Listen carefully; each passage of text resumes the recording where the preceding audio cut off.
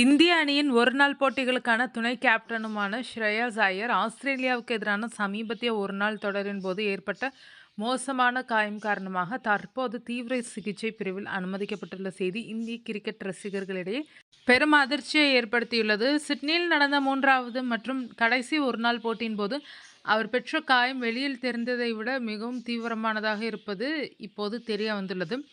ஷ்ரேயாஸ் ஐயர் ஆஸ்திரேலியாவின் விக்கெட் காப்பாளர் Alex Carey அடித்த ஒரு பந்தை வேகமாக பின்னோக்கி ஓடி சென்று பிடித்தபோது அவர் இடது பக்க விலா எலும்பு கூண்டில் பலமாக அடிபட்டார். அந்த இடத்திலேயே அவருக்கு கடுமையான வலி ஏற்பட்டாலும் அவர் தனது பணியை தொடர்ந்தார்.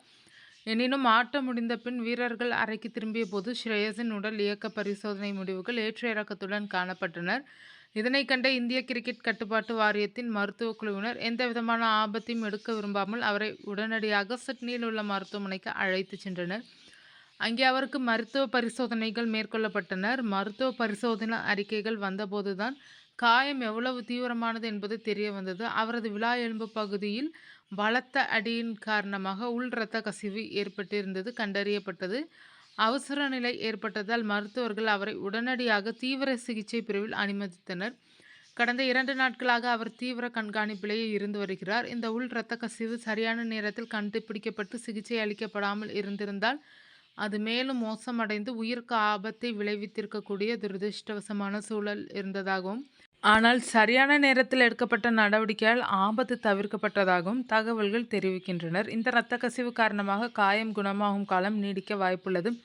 முன்னர் அவர் 3 வாரங்களுக்குள் களத்திற்கு திரும்புவார் என்று எதிர்பார்க்கப்பட்டது. ஆனால் உள் இரத்த கசிவுக்கு சிகிச்சை அளித்து தொற்று பரவாமல் தடுக்கும் நடவடிக்கைகளால் அவர் குறைந்தது 2 முதல் 7 நாட்கள் வரை தீவிர கண்காணிப்பில் இருக்க வேண்டியிருக்கும். முழுமையாக குணமடைந்து மீண்டும் கிரிக்கெட்டில் பங்கேற்க அவர் எடுக்கும் காலம் குறித்து உடனடியாக எதுவும் சொல்ல முடியாது என்றும், போட்டி கிரிக்கெட்டிற்கு திரும்புவது பற்றி காலக்கெடு எதுவும் நிர்ணயிக்கப்படவில்லை என்றும் தெரிவிக்கப்பட்டுள்ளது. இதனால் 20 ஓவர் தொடரில் அவர் பங்கேற்க மாட்டார் என்பது உறுதியாகியுள்ளது. மேலும் இந்தியாவுக்கு திரும்பும் முன் அவர் குறைந்தபட்சம் 1 வாரம் சிட்னி மருத்துவமனையிலேயே முழு ஓய்வில் இருக்க வேண்டியிருக்கும்.